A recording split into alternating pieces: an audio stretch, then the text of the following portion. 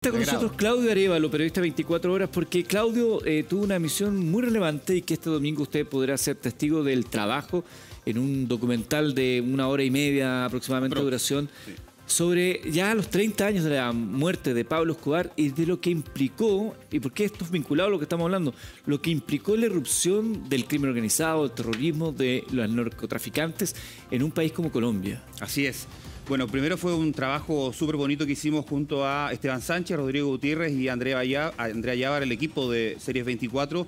Y tú lo decías bien, Eduardo, es el trabajo, la idea era tener una visión desde afuera de lo que significó también esta herencia que aún queda de Pablo Escobar, el narcotráfico y también el cartel de Medellín. Se calcula que las muertes vinculadas a Pablo Escobar son más de 5.000. Nosotros intentamos hablar con una gran cantidad de víctimas y una de las conclusiones que nos deja es que sigue habiendo una herencia relacionada al narcotráfico. Lo podemos ver en todo lo que ha sido este secuestro, por ejemplo, relacionado al empresario. Solamente, por ejemplo, en 1989, Andrea debe saber más que yo, pero el año 89 se le conoce como el año del horror en Colombia, donde hubo más de 23.000 homicidios. Después de eso, los carteles desaparecieron cuando muere Pablo Escobar y se atomiza la criminalidad. Ya no hay carteles tan conocidos, pero eso me parece que incluso es más peligroso porque es más difícil de rastrear, por ejemplo, a los narcotraficantes, a los criminales en Medellín, en Bogotá, en Cali. Entonces, claro, porque finalmente se atomiza un poco todo el tema de la criminalidad. En los 80 estaba muy concentrado en el cartel de Medellín, en el cartel de Cali, pero ahora tenemos una cantidad de bandas criminales, producto también de lo que fue digamos, la desarticulación de las guerrillas, inicialmente con las FARC, luego ahora con el ELN, que finalmente no se ha podido desarticular completamente, y ahora lo que tenemos es una cantidad de bandas criminales, producto ya no nada ideológico, por ejemplo, sino producto de la desarticulación de lo que fue las FARC, lo que fueron las autodefensas, lo que es el ELN, pero claro, ya esos carteles tan establecidos como estaban y como lo pudo ver Claudio cuando fue a Colombia es muy distinto. Y Claudio hacía como esa comparación del 89, yo de hecho nací en el 89, y el nivel de violencia que me contaban mis papás que había era tremendo, porque finalmente, por ejemplo, en Colombia hay aparte Colombia es muy católico, y hay una costumbre de echar la bendición a tus hijos o a tus papás cuando sales de la casa. Y en algún momento yo le pregunté a mi mamá, ¿por qué haces eso? Y me decía, porque en los 80, cuando era Pablo Escobar, tú salías, pero no sabías si regresabas. Entonces siempre bendecías a tu hijo, una forma casi que de despedirte, que encontré muy traumático y que todavía se sigue haciendo. Es una tradición que se conserva. Oye, Claudio, en esta herencia maldita está también la imagen de Colombia, ¿no? Porque hemos visto cómo cada vez que, y Andrea me lo ha contado muchas veces, cada vez que se habla de Colombia se relaciona directamente a narcotráfico y a la figura de Pablo Escobar. En este caso, ¿cómo lo ven desde adentro? Hay una frase bien bonita de la revista Semana que es cuando muere Pablo Escobar, dice, antes de Pablo Escobar, Colombia era conocida por ser el país del café, el país del turismo, y luego de eso por ser la tierra del sicariato. Eso habla más o menos un símbolo. Yo soy amigo de la Andrea, hemos conversado este tema porque los jóvenes sobre todo buscan sacarse del estigma, los jóvenes colombianos, del estigma de lo que significa el narcotráfico, el cartel de Medellín y sobre todo Pablo Escobar, pero es imposible de alguna manera también desprenderse de la figura. En este ejercicio que hicimos nosotros como equipo periodístico nos dimos cuenta de que sigue existiendo, lamentablemente para los colombianos, el narcoturismo. O sea, fuimos al cementerio donde estaba Pablo Escobar en Medellín, y sigue existiendo mucha gente. Hay una persona, un doble de Pablo Escobar, que se viste como él, más parecido al Narcos de Netflix, ¿sí?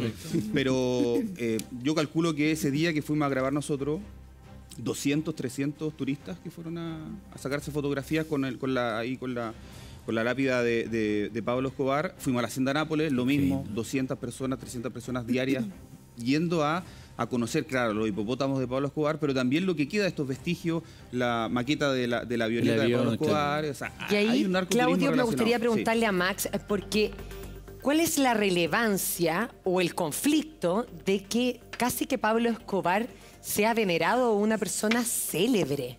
Sí, lo que pasa es que Pablo Escobar cumplió un rol importante de ausencia del Estado.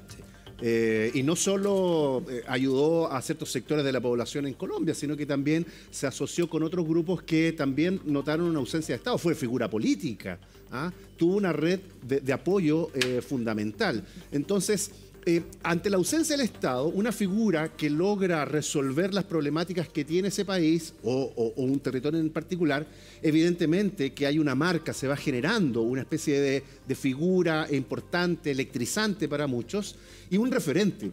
O sea, yo cuando hablo de referente me refiero que para el crimen organizado en general, una figura que logra este nivel de importancia, puedo estar equivocado, a lo mejor Andrea me puede corregir, pero Pablo Escobar, el poder que logró en Colombia fue tal que le dijo al Estado, al gobierno colombiano, mira, déjame trabajar de alguna manera y yo soy capaz de pagar la deuda externa de Colombia. Claro. O sea, el nivel de ingresos, de importancia, de relevancia y de redes fue muy clave. O sea, el negocia su propia cárcel. Déjame preguntarte ahí, Max, también sobre por qué es tan relevante esto, porque tenemos que mirarnos también nosotros. Sí, absolutamente. Y acá últimamente hemos visto la banalización de la figura narco, del endiosamiento y la veneración de algunos atributos propios de la ostentación, del lujo, que no lo podrías obtener de otra manera.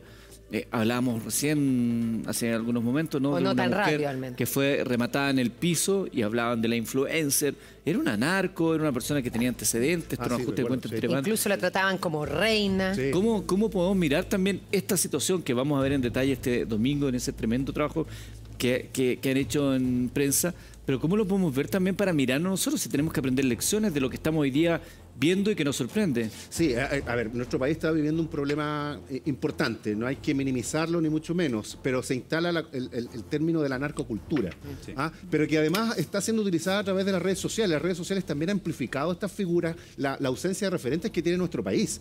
También es una crisis en ese sentido, en la línea de que los jóvenes, la sociedad en general, busca referentes. Y cuando tú tienes una ausencia de esos elementos, me empiezas a mirar a otros que están mostrando cierta ostentación, que te muestran un exitismo al margen de la ley, y eso evidentemente que está generando una simpatía y una empatía de una sociedad que ante la ausencia de referentes ven en estos elementos una manera de orientar la vida en tanta perdición, por llamarlo así. Tenemos un adelanto. Veamos un adelanto, el regreso. Claudio nos cuenta que es el autor de este documental que vamos a ver este domingo después de 24 horas.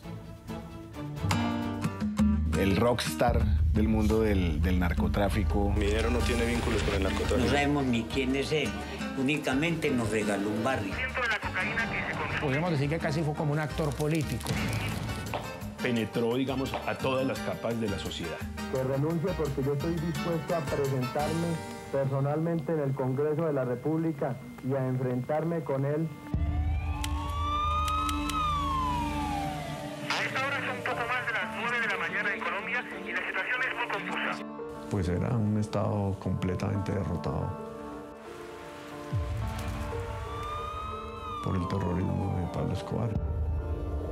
Tristeza, lágrimas, amargura. Lo que se le atravesara lo asesinaban. Esta noche el precandidato liberal Luis Carlos Galán Sarmiento fue víctima de un atentado terrorista. Pablo Escobar es el asesino más grande que ha tenido este país. Se busca a Pablo Escobar. Recompensa 2.700 millones de pesos.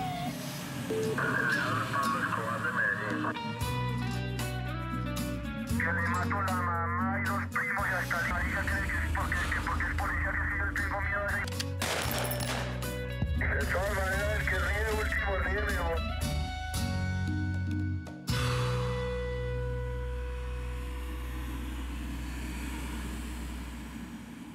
Estamos con Claudio Arévalo. Claudio, tú que estuviste investigando, veíamos antes de la pausa, ¿no? Este adelanto de este documental de 1 hora y media que podrás ver el domingo después de 24 horas. Trabajo que hizo Claudio en Colombia tras los 30 años de la muerte de Pablo Escobar.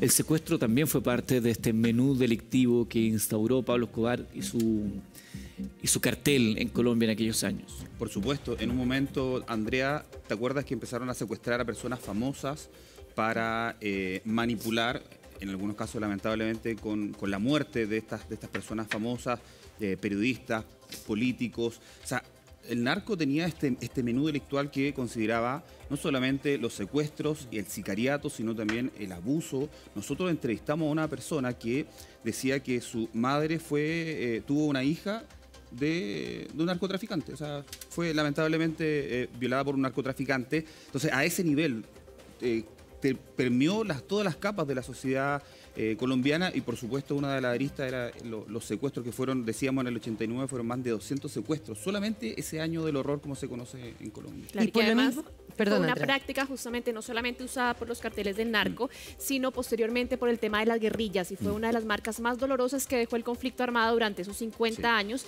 fue la cantidad de secuestros que hizo las FARC. Claro, 50 años de conflicto que al menos hasta 2016, que era el tema, por ejemplo, de las negociaciones de paz, hasta ahí al menos se cuenta, pero Colombia sigue en un conflicto armado, porque vemos las disidencias, vemos que todavía el ELN, pero finalmente, al menos formalmente, se habla de 50 años de conflicto armado. Una mujer que estuvo secuestrada largos años, que después fue candidata a la presidencia de la República. No Ingrid Betancourt. Que además, también tiene una relación con Francia muy importante, y de hecho fue uno de los rostros de los secuestrados colombianos, porque ella tenía esa doble nacionalidad con Francia. Entonces el presidente Sarkozy en ese momento vio por su libertad, finalmente ella casi después de 10 años termina siendo liberada, pero finalmente ella pasa prácticamente una década en la selva y se convierte en el ícono de los secuestrados. Y lo que decía Claudio es claro, Colombia ha tenido como esa marca de usar el secuestro a través de los grupos criminales, que es algo que estamos viendo que se está prácticamente exportando, si uno lo dice de esa forma. Eso quiero por parte de criminales saber tu opinión, chilenos. Andrea, después la de Claudio, respecto a lo que estamos viendo ahora, de esto que está saliendo, noticia último minuto, un empresario chileno de 50 años secuestrado ayer a la 1 de la tarde, se estaría pidiendo 80 millones de pesos de recompensa. 3 de las personas involucradas están siendo, en este minuto, están en la sala de control de detención. Por lo mismo quiero saber cuál es la opinión de ustedes respecto de cómo se resuelva este caso. Mira, yo creo que igual es muy importante, y en eso coincido con Max, ver cómo va a reaccionar las autoridades acá en Chile, porque si finalmente se accede a pagar ese tipo de recompensas, de cierta forma se alimenta, siento yo, este tipo de práctica, porque el resto de criminales van a decir, esta es la forma por la cual nosotros podemos conseguir este dinero más fácil, porque claro, está en peligro la vida de una persona, pero al menos si lo trasladamos también a lo que pasaba en Colombia, cuando se pagaban los rescates y se liberaba a la gente, se seguía alimentando esa industria del secuestro que por décadas, digamos, en Colombia fue un arma de guerra por parte de los carteles, que Claudio investigó muy bien, de las FARC, del ELN, y finalmente esto termina siendo una práctica con la cual estos grupos lo que hacen es nutrir sus finanzas y hacerlo de una forma en la que prácticamente comercian con la vida humana. Ahora, Claudio, Max lo planteaba también hace un rato, Pablo Escobar llega a donde el Estado no había llegado, ¿no? Exacto, sí. Es un tema sumamente interesante. Nosotros entrevistamos a uno de los dirigentes históricos del barrio, Pablo Escobar, y él decía, en este barrio, en esta zona, primero no existía, era un basural, se construyeron 400 casas, ya son 4.000 casas, más de 16.000 personas que viven allá en ese barrio Pablo Escobar, que en algún momento se llamó Medellín sin Tugurio, el proyecto de Pablo Escobar. Pero lo decía Max muy bien, Pablo Escobar surge ante la ausencia del Estado. Así es. Y el dirigente del barrio decía, acá, en este barrio, y sobre todo en Medellín, era más fácil crear una escuela de sicarios que un jardín infantil. De hecho, el ejemplo más claro es, nosotros fuimos a grabar el primer jardín infantil, la primera estructura, el primer edificio que construyó el gobierno después de 30 años. O sea, 30 años después, el gobierno colombiano apareció en el barrio Pablo Escobar. O sea, ahí hay una ausencia evidente del Estado colombiano, y además de eso, por ejemplo, hay cifras, 20.000 homicidios están vinculados al narcotráfico desde que surge el cartel de Medellín hasta ahora, y se han gastado más de 11.000 millones de dólares en la guerra contra el narcotráfico, que a ojos obviamente de los colombianos y también del extranjero es una guerra absolutamente fallida. Colombia sigue siendo el principal exportador de cocaína del mundo. En algún momento se pensó que podía reducirse, por ejemplo, el cultivo de cocaína. Actualmente son 230.000 hectáreas de cocaína, o sea, es el pic de cultivo en Colombia, lo que significa, por ejemplo, que mucha gente tenga que abandonar sus zonas de sus campos, sus cultivos, sus hectáreas. Y lo último, para terminar respecto a las cifras, se calcula que son 17.000 millones de dólares anuales que pierde Colombia en corrupción, que es un tema sumamente interesante. De hecho, el gobierno de Petro ha sido vinculado incluso en su campaña por temas de corrupción. O sea, sigue latente la herencia, como dice el título del documental, sigue latente la herencia de Pablo Escobar y el narcotráfico. Y son fenómenos, además, que bueno, vienen y que también creo que se instalan en otros países, porque estamos viendo también no solamente el tema del secuestro, sino que se exportaron muchas otras cosas como prácticas criminales. Hagamos lo siguiente.